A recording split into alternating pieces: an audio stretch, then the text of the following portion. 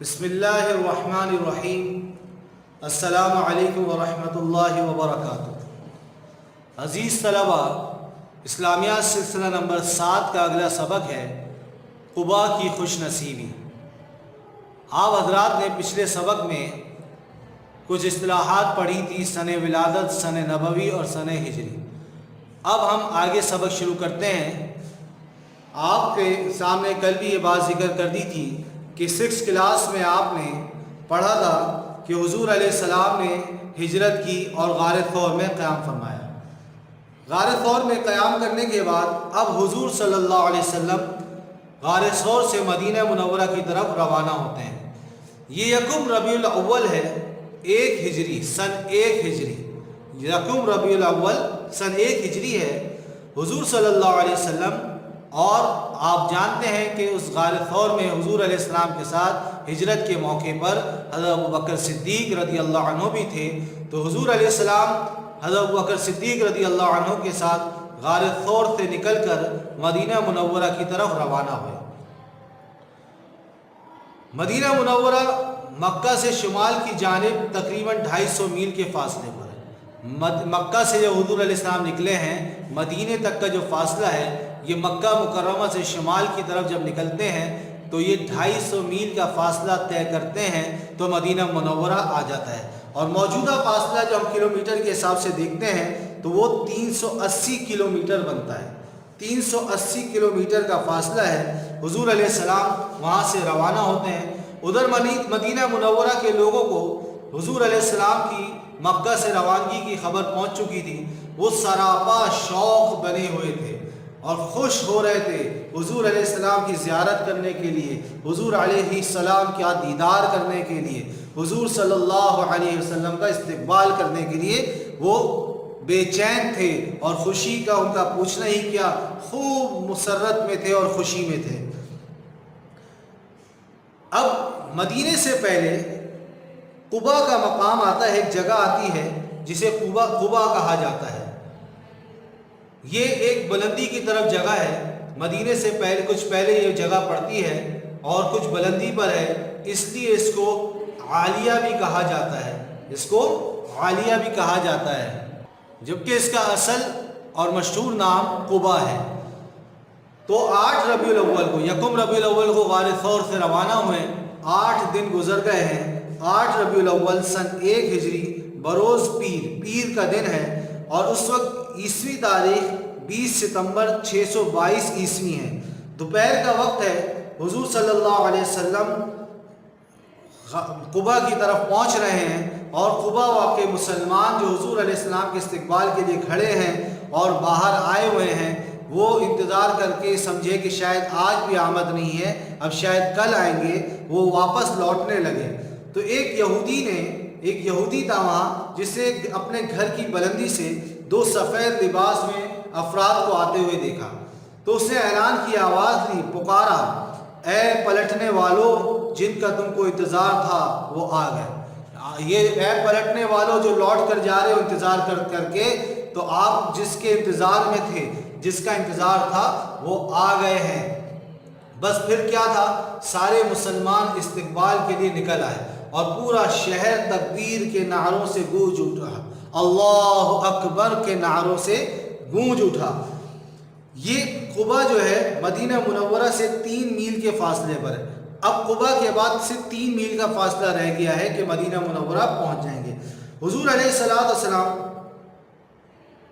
इस बस्ती के करीब पहुंचे तो इस बस्ती के पास, बस्ती में दाखिल होने से पहले, क़ुबा में दाखिल होने से पहले एक चट्टान थी, सियाह रंग की, काले रंग की एक चट्टान थी जिसका नाम हर्राह था। उसको हर्राह कहते थे। हुज़ूर अलैहिस्सलातु वस्सलाम हज़रत अबू बकर सिद्दीक़ रज़ी अल्लाह अन्हु इस चट्टान के करीब एक खजूर का दरख्त था, उसके साए में बैठ गए और आने वाले लोगों का इंतज़ार करने लगे जो हुज़ूर अलैहिस्सलातु वस्सलाम के इस्तकबाल को आ रहे थे। जब तमाम लोग जमा हो गए तो आप सल्लल्लाहु अलैहि वसल्लम उनके साथ क़ुबा जाने वाले रास्ते से बस्ती में दाखिल हुए। क़ुबा में दाखिल हो गए अपने लोगों के साथ जो लोग आ गए थे। अब जब क़ुबा पहुँचे हैं तो अज़ीज़ तलबा, किसी के घर तो ठहरेंगे, کوئی تو میزبان بنے گا اور کسی کے تو حضور علیہ السلام مہمان بنیں گے، اور جس کے مہمان بن گئے اور جس کو یہ میزبانی کا شرف مل گیا اس کے لیے تو بڑی اعلیٰ بات ہے، بڑی اعزاز کی بات ہے۔ تو یہ شرف کس کو ملے گا، کس کے پاس رکیں گے؟ تو قبا میں عمرو بن عوف کا ایک خاندان تھا جو بڑا ممتاز تھا، بڑا مشہور تھا، اور حضرت ام کلثوم بن حدم یہ اس خاندان کے سربراہ تھے۔ تو اس لیے حضور علیہ السلام نے قبا میں ام کلثوم بن حدم رضی اللہ تعالیٰ عنہ کے گھر میں قیام فرمایا۔ حضور صلی اللہ علیہ وسلم قبا میں 4 دن ٹھہرے۔ آپ نے ابھی پڑھ لیا کہ 8 ربیع الاول کو قبا پہنچے، تو 8، 9، 10 اور 11 ربیع الاول سن 1 ہجری بروز پیر، منگل، بدھ اور جمعرات، یہ 4 دن حضور علیہ السلام قبا میں ٹھہرے۔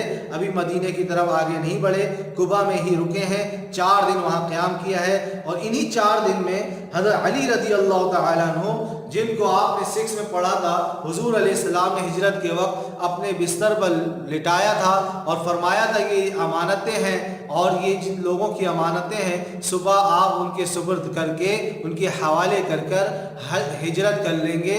تو حضرت علی رضی اللہ تعالیٰ عنہ نے بھی وہ امانتیں ان کے حوالے کر کے ہجرت کے لیے روانہ ہوئے، اور جب حضور علیہ السلام قبا پہنچے تو حضرت علی رضی اللہ تعالیٰ عنہ بھی قبا پہنچ گئے، اور انہوں نے بھی 4 دن حضور علیہ السلام کے ساتھ وہیں قیام فرمایا۔ اب ان 4 دن میں حضور علیہ السلام نے سب سے پہلا جو کام کیا، سب سے ضروری جو کام کیا، وہ ایک مسجد کی تعمیر کرائی۔ وہ تعمیر کی مسجد کی، اور یہ اسلام کی سب سے پہلی مسجد تھی۔ عزیز طلبہ، قبا کے مقام پہ جو مسجد تعمیر کی گئی، حضور علیہ السلام کو نبوت ملنے کے بعد، اسلام کے آنے کے بعد سب سے پہلی مسجد تھی جس کو تعمیر کیا گیا۔ جب مسجد بنانے کا ارادہ کیا تو حضرت ام کلثوم بن حدم، جن کے گھر میں حضور علیہ السلام قیام پذیر تھے، انہوں نے مسجد کے لیے اپنی زمین پیش کی۔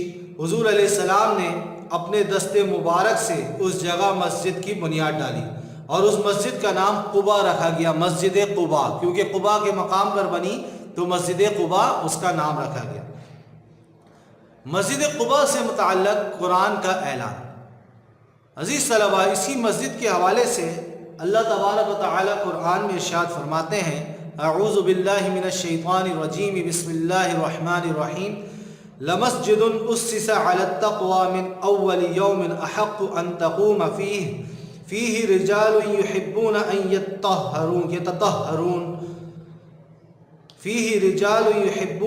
یتطہروا واللہ یحب المطہرین۔ ترجمہ ہے اس کا، البتہ وہ مسجد جس کی بنیاد پہلے دن سے تقوی پر رکھی گئی ہے، پرہیزگاری پر رکھی گئی ہے، اس قابل ہے کہ اس میں جایا اور نماز پڑھا کرو۔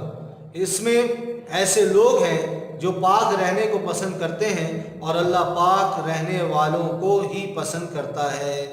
اس مسجد کا نام اس آیت میں لفظ تقوی کی مناسبت سے مسجد تقوی بھی ہے، کیونکہ مسجد حضور علیہ السلام نے بنیاد ڈالی تو اس کی پرہیزگاری، اس کے تقوی میں تو کوئی شک ہی نہیں، تو یہ مسجد تقوی کی بنیاد پر رکھی گئی ہے۔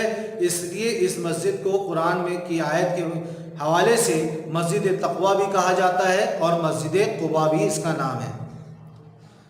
عزیز طلبہ، جب یہ مسجد تعمیر ہونے لگی تو جہاں صحابہ اکرام رضی اللہ عنہم اجمعین اس مسجد کی تعمیر میں شریک تھے، اس مسجد کی تعمیر کی مزدوری میں شریک تھے، وہاں حضور صلی اللہ علیہ وسلم خود بھی اس کی تعمیر میں مزدور بنے ہوئے تھے اور تعمیر میں حصہ لے رہے تھے۔ حضور علیہ السلام بڑے بڑے پتھر اٹھا کے لاتے تھے، عقیدت مند مسلمان آ کر آپ سے مانگتے تھے کہ آپ ہمیں دے دیجئے۔ حضور علیہ السلام ان کی خوشی کے لیے ان کو حوالے کر دیتے تھے، لیکن ایسا نہیں کہ ان کے حوالے کر کے خود بیٹھ جاتے تھے، بلکہ واپس جا کے اور وہ دوبارہ پتھر لے کر آیا کرتے تھے۔ تو جو مسجد بنی اس میں حضور علیہ السلام نے بھی محنت کی، مزدوری کی۔ عزیز طلبہ، اس سے ہمیں کیا سبق ملتا ہے کہ اس سے ہمیں یہ پتہ چلا کہ مسجد کی اہمیت کیا ہے۔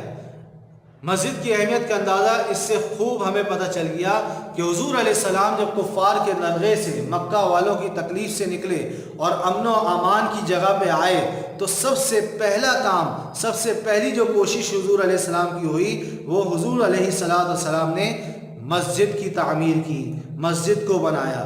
تو ہمیں بھی چاہیے کہ ہم بھی مسجد کی تعمیر میں حصہ لیں، اور ہم مسلمانوں کو چاہیے کہ جہاں کچھ مسلمان ہیں اور وہاں مسجد نہ ہو تو ہم آگے بڑھ کے پہلے ادھر مسجد کو تعمیر کریں۔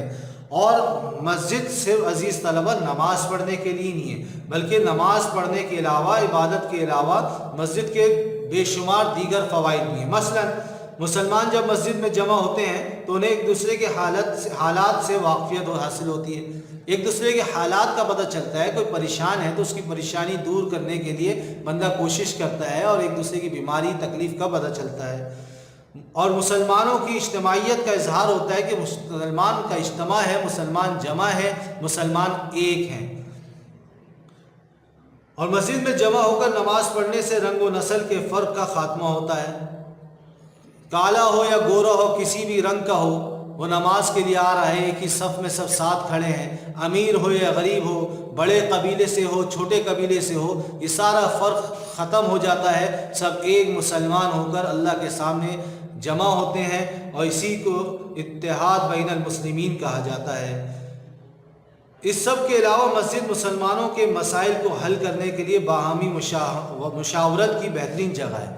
کہ اس سے بڑھ کر جب مسلمان آپس میں جمع ہوتے ہیں تو وہاں پہ ایک دوسرے کے مسائل کو حل کرنے کے لیے بہترین جگہ ہے کہ ایک دوسرے کے مسائل کے لیے مشورہ ہو جائے، مشاورت ہو جائے، کہ ایک دوسرے کی دکھ تکلیف کو ہم دیکھ لیں۔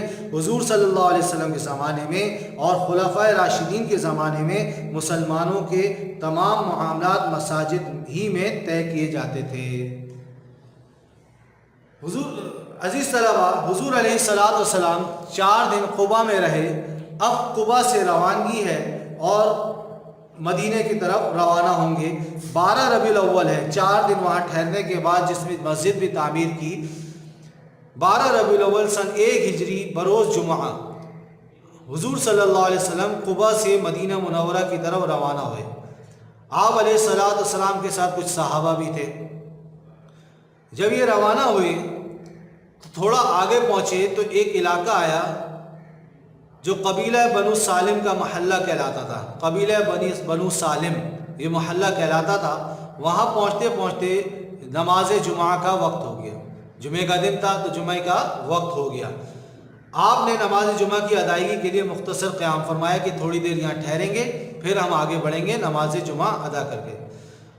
وہاں پر حضور علیہ السلام نے نماز جمعہ ادا کیا جس میں تقریباً 100 افراد شریک ہوئے۔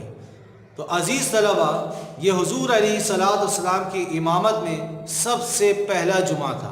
یہ سب سے پہلا جمعہ قبیلہ بنو سالم کے محلے میں پڑھا گیا تھا جس میں 100 افراد شریک تھے، اور جو حضور علیہ السلام نے وہاں خطبہ دیا مختصر سا جمعہ کا، تو یہ خطبہ جمعہ بھی سب سے پہلا دیا تھا حضور علیہ السلام نے۔